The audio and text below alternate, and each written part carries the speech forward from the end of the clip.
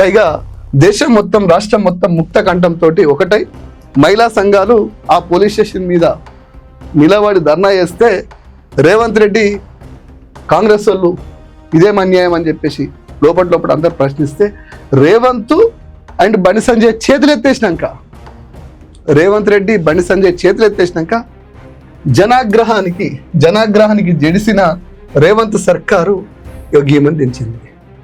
ఈమెవరు తెలుసు కదా ఈమె.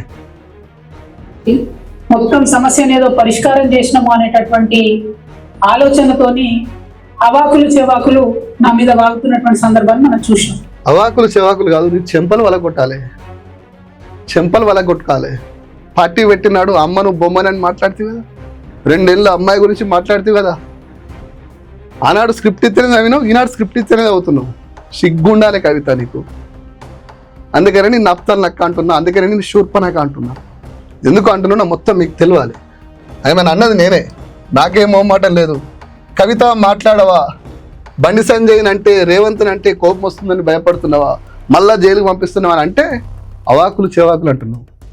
నీకు నీ వెనకాల కాంగ్రెస్ వాళ్ళు బీజేపీలు లేకపోతే, నువ్వు అమ్ముడు పోకపోతే నువ్వు ఇట్లా ఎందుకుందో జైల్లో ఉందో నువ్వు చేసిన పాపాలకి.